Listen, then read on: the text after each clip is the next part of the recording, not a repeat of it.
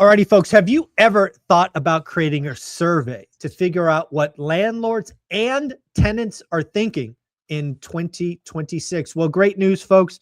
The folks at Himlane and I are going to do these surveys, but we want to get your input. We want to source questions or comments from the audience.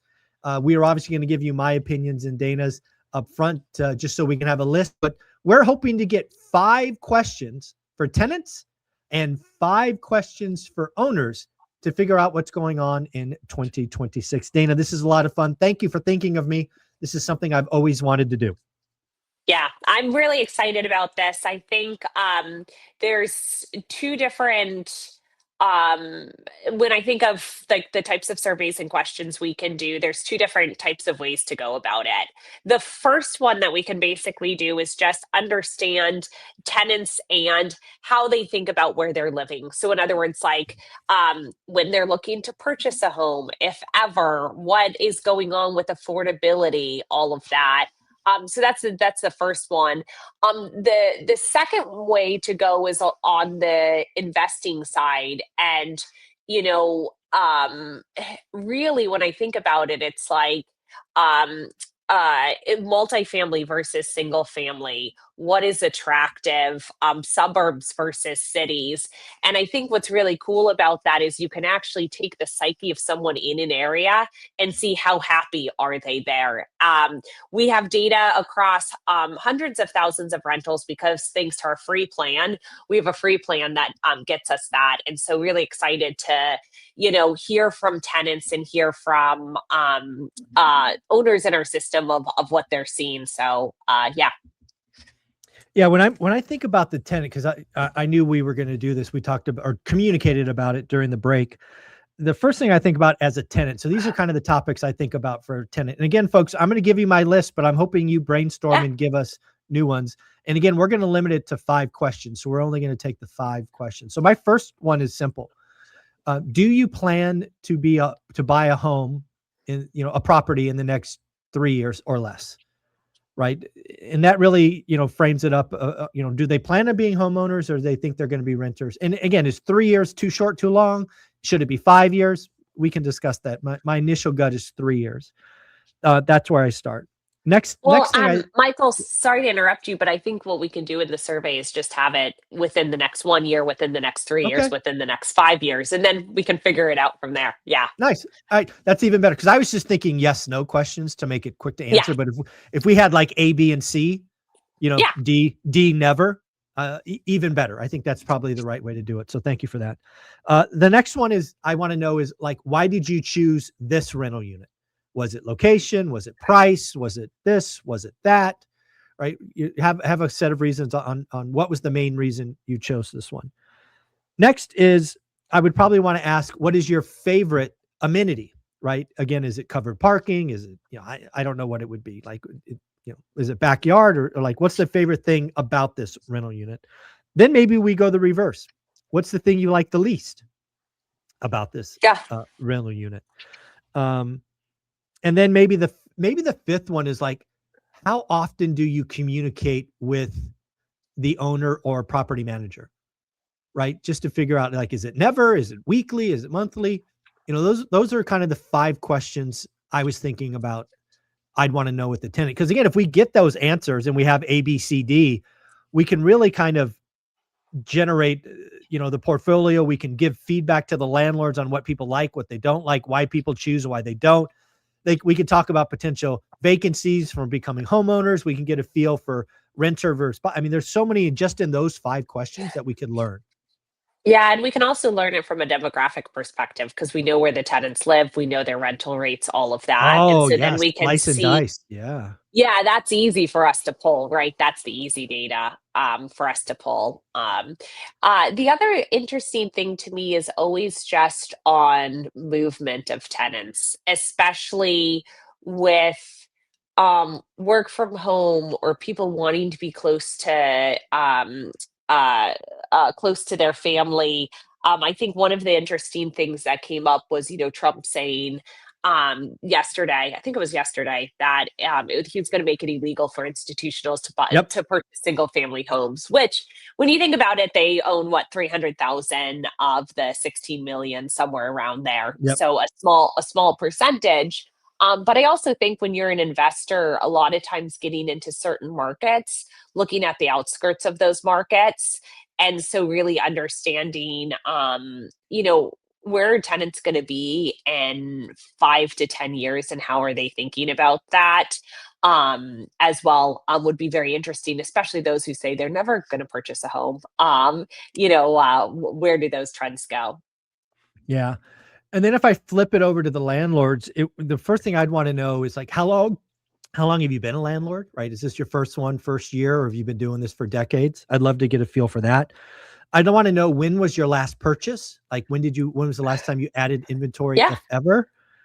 What's the next is like, what's your plans for the future? Will you add units in the next year, 2, 3, 4, whatever ABCD is? What's the biggest headache of being a landlord? Because again, there's lots of headaches that we don't talk about there.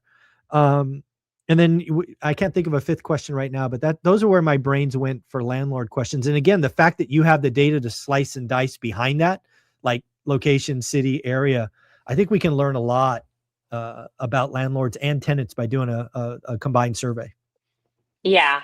Yeah. The other thing that with landlords that I really wonder, is I always think about this. It's so freaking challenging. You always say it, do the work, do the Mhm. work, do the work.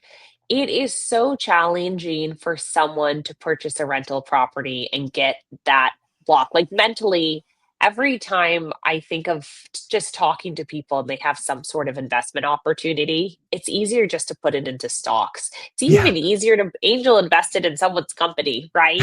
Than to go out, find the property, have the physical asset. Yeah. And so I also wonder, when you think about affordability, when you think about the future, everyone's talking about it. You've got in New York crazy people talking about rent control, and that's the way to solve it, which is just ludicrous. But it has to do with more rental properties and legislation. And it was interesting. We track every cancellation in Hemlane, every single one, and it comes to my desk just to Mm. know, why did someone cancel. And we make it very easy to cancel, but we have a why, and we really want to know what. And the one that came in last week that just really stuck with me was, my rental properties are in Washington, Mhm. and tenant landlord law is so freaking crazy here. I just want to get out of the industry altogether. And it's one of those things where I actually agree. It's like you have to get the lease notarized if it's over a year. It's like all these things where it's like we can only do so much, and then we have to tell you, if you're signing this lease, it's over 365 days. The tenant doesn't have to notarize it, but you have to, or all of these different Yeah. things. And so I also kind of wonder, how much that plays a role, and are people thinking about where to purchase based on that? I mean, you're here in Mhm. California, and you actually have done incredibly well, Michael, in a state that is very, very litigious on the Yeah. tenant landlord's perspective, should I say, very difficult, making it very Yeah. difficult to be a landlord. But that's one other thing, because I think if you think about 5 to 10 years out, and I think the world is really divided, or the US is very divided, and a lot of it has to do with affordability and all of this. But if you can just make it where people feel like, I have an option of a home, it's a great home, and it makes it easy for landlords and easy for tenants. So I think tenant landlord law would be one more that I would really Good. want to add, as well. And hopefully at some point that could sway or influence, influence state legislation. Well, it's interesting you bring up Seattle, because I don't know if I don't know if you know this or not, but Graham Stephan, he and I are friends, and we did an interview, and he's selling all his properties in LA County, all of them, because of All of them. all of them, Yeah. right? And he has plenty of means, but he's selling them because of crazy tenant landlord laws. And Yeah. it's funny. I just did a show this morning, and somebody asked about LA County, and I point blank said, if you gave me a home in LA County, I would sell it immediately. I would never, Yeah. ever be a landlord in LA County. It's to your point. I mean, sometimes it just goes so crazy. But the other thing I said in that same interview, that same discussion is, I would just move my capital somewhere else because I'm not negative long-term, because I've studied history. I've studied economics, and what's going to happen in LA County eventually, and Seattle eventually, and New York City eventually, is these socialist communists are going to destroy the cities, and it's going to be ugly and very painful. And then the pendulum will swing back and swing the other way. Again, I mean, a perfect example, San Francisco. Yeah. One of my most popular videos was 5 years ago talking about the death of San Francisco. And I was right. But about 2.5 years later, or about a year ago, I said on another video that San Francisco's bottom and somebody's going to make $1 billion. And just yesterday, I looked up the numbers in San Francisco, and rents have exploded, values have exploded. So again, there are people that love to buy at the bottoms, and communists and socialists love to destroy stuff. So yes, I would get out of the way now, and let's see what happens. And again, LA County is about to have a new mayor. I can't imagine this current mayor wins. Chris Pratt just threw his hat in the ring. There's other people throwing their hats in the ring. And, maybe LA County is one election cycle from being better. I don't know. Yeah, exactly. I mean, that was Lurie's opportunity to come in, as they said, hey, we're going to clearly the other way didn't work. And London Breed did not do better. Yes. Did not do better. But what's great about it also, I think, is legislation. One of the things that I've realized being here in San Francisco is that Lurie has actually taken away laws. And you don't see that. And that is actually one of the biggest things that I think that would really benefit real estate is taking away all these laws where you need a law degree to run one single family home. Right? Because once you have one, you're like, well, I don't want 2 or 3 or 4 if I have to. It's too hard. And so if you can take away a lot of these laws, like one of the ones he took away was like, you can't park in your driveway. It's like, yeah, you can park in the driveway. It doesn't matter if you're not blocking the sidewalk, you can park there. And so certain things like that, I think of just taking more of that away. And it needs to happen on the rental side as well. Yeah, but at the end of the day, folks, I look for this to become at least a yearly, if not semi-annual event where Hemlane and One Rental at a Time do a survey, because we care about landlords, we care about tenants, and we want to see trends. We want to see trends early.